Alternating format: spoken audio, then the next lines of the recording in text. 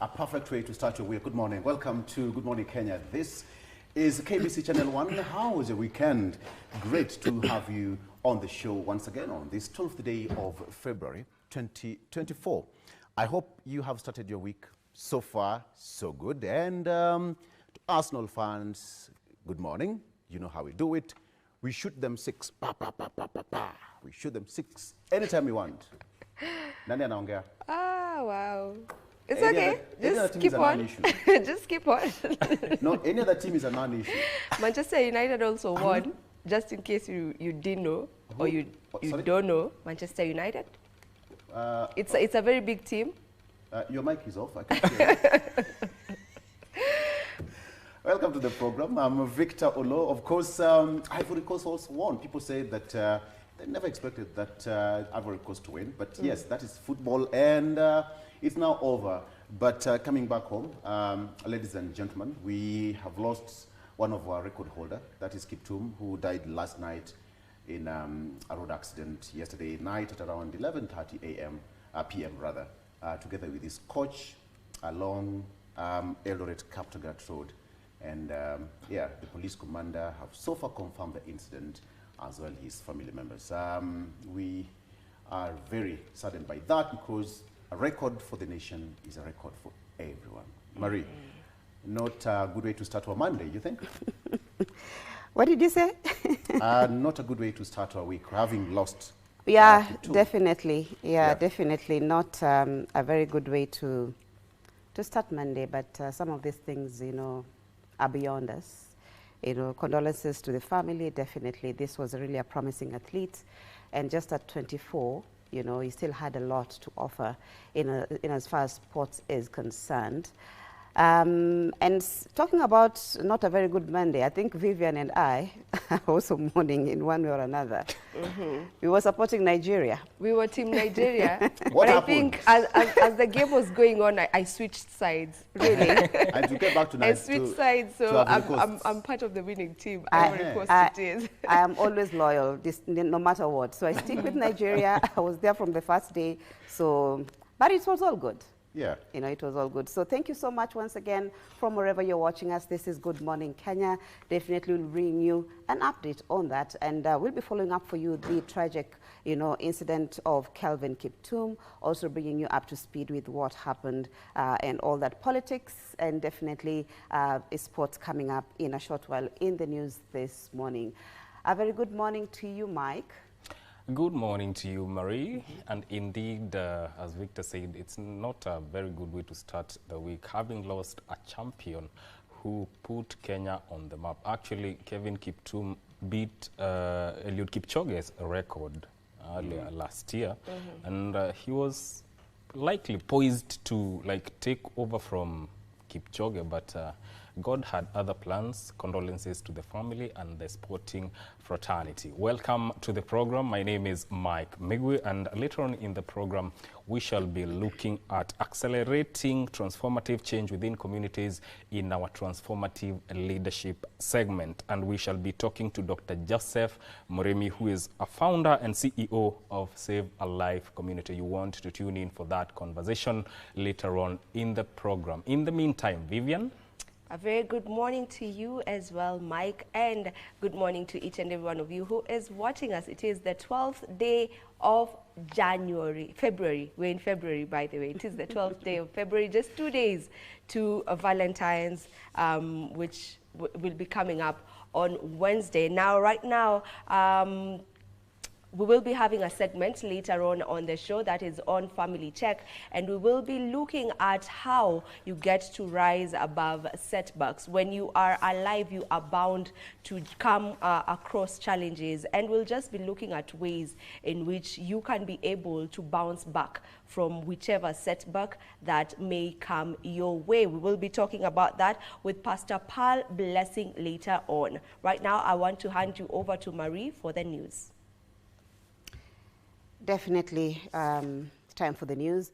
where Deputy President Rigathi Gachagua has implored Trans Nzoia County leadership to work with the Kenya Kwanza government for the development of the Western Kenya region. Speaking in Kwanza, that is during a church fundraising function, Rigathi urged the Trans Nzoia electorate as well as the governor to shun the Azimio One Kenya coalition, terming it as of no benefit. Kinara wetu, Bwana Speaker, I want to congratulate you and the leaders from the Western region kwa ile effort munaweka ya kuunganisha watu ya Western Province. Hapo mbeleni munapita njia kando kando. Wabukusu wakipita huko, Wamaragoli napita pande hii. Watiriki napita huko, Waidao napita pande hiyo. Sasa hiyo ndio hamuendagi mbali. Kama sasa nyinyi watu ya Trans Nzoia, mliona kabisa Rais William Ruto anaenda kushinda. Kura zenu mnachukua, zingine mnapatia ile mzee ya kusamia. Sasa hii hesabu gani mnafanya watu ya Trans Nzoia? Mimi ni chairman ya Trans Nzoia, Bungoma, Vihiga, Kakamega paka Busia. Kuunganisha nyinyi kama jamii. Ndiposa jamii kama ya Mheshimiwa Deputy President ituheshimu, lazima tuwe na umoja. Ile na waomba ndugu zangu wa Trans Nzoia, tushikane tuwe kitu kimoja. Na watu yangu, ile kitu ningependa tuelewe kitu kimoja. Useme kwamba natembea alienda State House, akaomba hii, akaomba hii, akaomba hii, akaomba hii, hajafanyika. Hapana. Ukienda kule is a wish list. Yale maneno tunaambia rais, watu wa Murang'a wanamwambia, watu wa Tharaka Nithi wanamwambia, watu wa Turkana wanamwambia, watu ya Mombasa wanamwambia, watu ya wapi, and the government resources are limited. So ila ambaye wanaweza kutufanyia, tunafanya nini? Tunashukuru. Nobody, hakuna mtu yote anataka kwenda upinzani. Kila mtu anapiga kura aenda kwa serikali. Kweli ama uongo? Sasa mlijaribu, wale mlienda pande hiyo, haikufaulu. Na ndio nataka niseme, Bwana Natembea, ulifanya mzuri, ulikuja kwa rais ukasema tufanye kazi pamoja. That is leadership. That is being pragmatic. Because resources yote iko kwa serikali. Azimio la Umoja One Kenya coalition leaders led by Kalonzo Musyoka have defended Chief Justice Martha Koome and the judiciary against political attacks for issuing court orders that have halted government policies and programs. Now the leaders, including Peter Munyar of Party of National Unity and Eugene Omanuel of DAP-K, called on the government to lower taxes and the high cost of living. They also backed Kalonzo Musyoka as Azimio's flag bearer in 2027 general elections. Wiper Democratic Movement leader Kalonzo Musyoka on Sunday led a section of Azimio la Umoja One Kenya coalition leaders in a charm offensive in Meru County, Mount Kenya region. The leaders, including Eugene Wamalwa of DAP Kenya and Peter Munyar of Party of National Unity, began their Meet the People tour by gracing church services at Mudhara Nchui Methodist and Kiengo APCA churches that culminated in a political rally at Maua Stadium. Here, they backed Kalonzo Musyoka for the presidency in 2027. Na wale wataweza hiyo, mimi naona tu ni Azimio, timu ya Azimio ambayo iko hapa leo kiongozwa na Mheshimiwa Kalonzo Musyoka. Mipango iko, thinking is there, watu ambao wana utaalamu huo huko. Hiyo ndio leo nataka niwaambie Wakristo wetu wa Nchui, muko na hiyo timu hapa na hamuna habari. That team is here in Nchui today in Meru, na sisi tunataka mfungue macho na muweze kuiona. They also defended the judiciary and Chief Justice Martha Koome against criticism of halting government policies and programs. Chief Justice Martha Koome alipatia watu wa Kenya serikali, sisi tulikuwa tumepinga. Akatoa uamuzi, hatukukubaliana nao, lakini tukaajibika. Sasa siingiliwe tena. Chief Justice Martha Koome ni mtoto wa Meru. Ni kweli si kweli? Wengine wanasema ni kama wanataka kufanya mswada watoe Martha Koome. The Azimio principals also faulted the Kenya Kwanza administration over increased taxes and the high cost of living. Na ukweli wa mambo, Your Excellency, nao na unajua hii nchi yetu iko na changamoto mingi. Hiyo ndio ukweli. Uchumi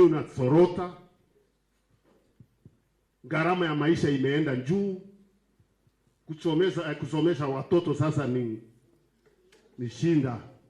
Munya also used the platform to announce his bid for the Meru gubernatorial race in the next general election.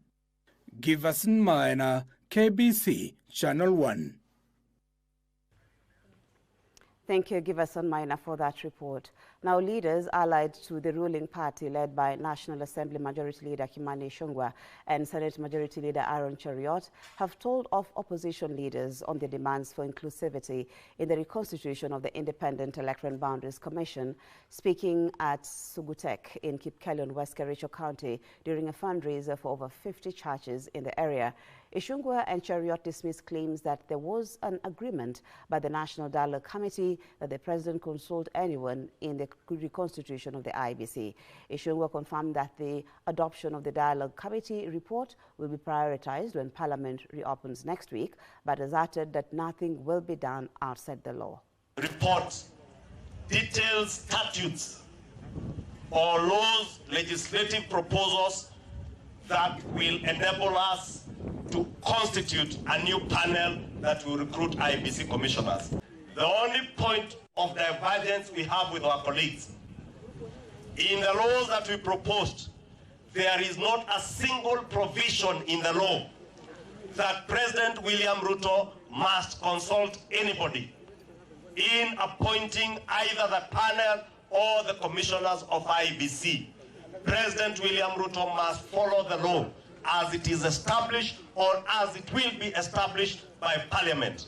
Wakati tuliketi chini kwenye ile komiti ya National Dialogue Committee, tulikaa chini na tukakubaliana na tukasema tutapeleka sheria bunge, na hiyo sheria iko tayari. Tuanze debate wakati tunarudi bunge wiki hii, tupitishe sheria, alafu tupitishe tupatie Wakenya IBC ambaye ni ya Wakenya wote. Hii mambo ya jama na mipango ya kusema ati mtu mmoja lazima azungumziwe. Uchaguzi si ya wanasiasa. Uchaguzi ni ya Wakenya wote. Kwa hivyo hiyo maneno sisi hatuwezi kukubali. Lete mswada kule bungeni ya kutengeneza upya IBC. Na vile unajua sisi ni askari wako. Ukileta leo tutamaliza leo. Ukituambia tukae mpaka saa 5 usiku tutakaa. Unaona mambo ya bills katika parliament. Huyu akituweka laini tunapitisha tu. Na Aaron pia wanapitisha pale kwa Senate. Ningependa kusema hii maneno ya IBC lazima itekelezwe, kama si leo ni leo, ama namna gani?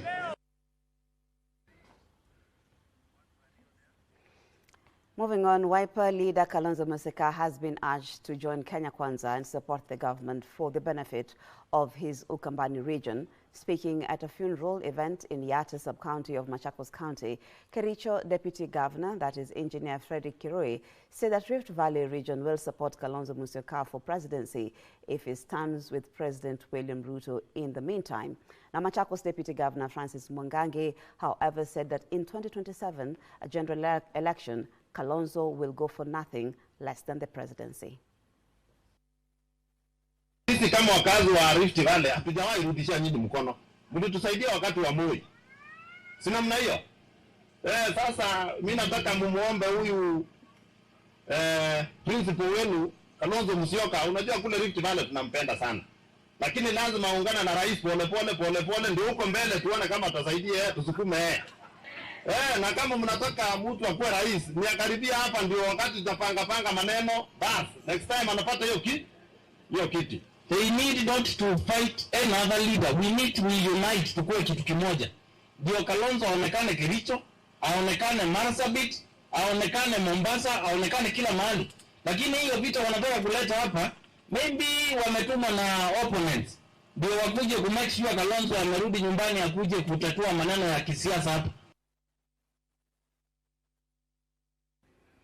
Now to matters education, where a network of civil society organizations focusing on quality education has faulted the proposed e-citizen school fees payment procedure, saying it will disadvantage parents who pay fees in diverse forms other than cash. Warning that it is a scandal in waiting, the Elimu Bora Working Group urged the government to cease from what they termed as discordant policy pronouncements without involving stakeholders.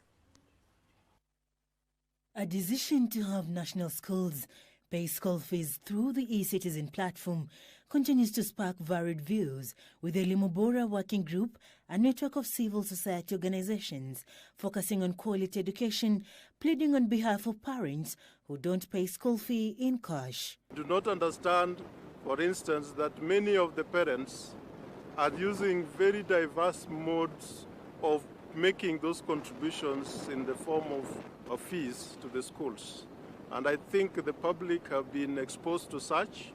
We've seen cases where parents have arrived in school with goats, with bags of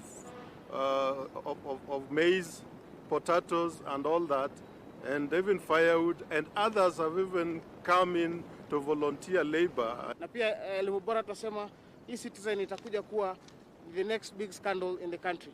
As they punched holes into the education policies, they demanded for establishment of a national education fund that will ensure all students get free and compulsory basic education while enhancing access to tertiary education. Demand that this regime consolidates all public bursary funds and depoliticize education financing. Public education should be for all, including the vulnerable children. Despite the constitutional mandate for free and compulsory basic education, over 130 students out of the 1.4 who took the KCPE in 2023 cannot access Form 1 due to financial constraints. They want the 100% transition policy streamlined to ensure the quality of education is not compromised. So the concentration is not on quality, it is on transition. And you're saying that when you lose focus and now you just start concentrating on the numbers that we are pushing, all of them, then by the end of it all, we'll not be having people who have gone through school properly, who have acquired the knowledge, the skills, the attitude. Out of the 899,443 students who took the KCSE in 2023, a staggering 48,174 received a grade E, showing the quality of education is going down. The lobby group also faulted the government for delays in disbursing the capitation funds to schools. Parliament allocated 628.6 billion to education in the current financial year. However, the regime failed to release 37% of capitation funds to schools in 2023. While questioning the rationale of domiciling junior secondary schools in primary schools instead of secondary schools, the group also decried teacher shortage across the country. Despite the regime's claim of hiring 37,000 teachers, their contractual terms were inequitable. Around 30,000 recruits were brought in as interns for 1 year, which was mysteriously extended for another 1 year. Serafina Robi for Good Morning Kenya. Now, a most wanted drug dealer in the Coast region is among 2 suspects arrested in Mtwapa, Kilifi County after being found in possession of 438 rolls of bang. Now, the duo was apprehended in an ongoing crackdown by police officers and the National Authority for the Campaign Against Alcohol and Drug Abuse. Kwagoa area in Mtwapa, Kilifi County. A crackdown on illegal narcotics led to the arrest of 2 suspects. Several motorcycles used for the transportation of bang and other illicit substances in the coastal region were impounded during the security operation. One we suspect is a seller or distributor. The other one we assume is a consumer or user or maybe a conveyor, because he had come to this establishment to buy a roll or 2. National Authority for the Campaign Against Alcohol and Drug Abuse Chief Executive Officer Anthony Omerikwa noted with concern that the consumption of bang has risen in the coastal region. Indeed, it is very unfortunate that these illegal drugs continue to be distributed amongst our youth and people living around this area. Mtoto wangu ameanguka wazimu kwa ajili ya madawa kulevya. Alikuja, amesomea London University, Birmingham University, akirudi kwa sababu alikuwa hapa, akaungana na jamaa wa kuuza haya maneno na kilichotokea alianguka wazimu. Authorities lauded members of the public for cooperating with law enforcers. For KBC Channel 1, I'm Alvin Kaunda. Thank you, Alvin Kaunda, for that report. Now, former Assistant Inspector General of Police Kingori Mwangi is dead. According to a statement from the family, Kingori passed away on the morning of Sunday, the 11th February, while undergoing treatment at a Nairobi hospital. The late former Assistant Inspector General of Police Kingori Mwangi has been eulogized as a dedicated man who was always steadfast in his work and a true friend. Kingori served as the Assistant Inspector General of Police until 2018 when he was replaced by Japheth Koome, who is now the Inspector General. Thereafter, the late Kingori moved to the Ministry of Foreign Affairs until his retirement in 2020. He had a long career in the police force, serving as the provincial police officer in Nairobi, Mombasa, and Western regions. Your colleague who is not here with you was found with the drugs, basically cannabis sativa. That's why he was arrested and placed in custody. At one time, he was the director of operations at the police headquarters, police spokesman, and director of the Kenya Police Campus in Kiganjo. So quickly, let's look at sports, where host Ivory Coast are the champions of the 2023. Now to the sad news that we had mentioned earlier, where world marathon record holder Kelvin Kiptum died last night in a road accident along his coach Gervais Hakizimana. Kiptum broke Eliud Kipchoge's record by clocking 2 hours and 35 seconds on his way to winning last year's Chicago Marathon in October. He had been named in Kenya's professional marathon team for the Paris Olympics later this year. 2 hours and we don't even know. It's at 2:47 right now. He hasn't even hit 2:01 yet. He's been behind the finish line for a while. Amazing. We'll get that official time too. Lyles fall from the left hand. Very sad indeed. Condolences once again to the family, and that story brings us to the end of the news this morning. Thank you so much for starting your day with us here on Good Morning Kenya. Remember, Victor is on standby together with our guest in studio to bring you up to speed with the matters politics. My name is Marie Yambo. Hope to see you again tomorrow.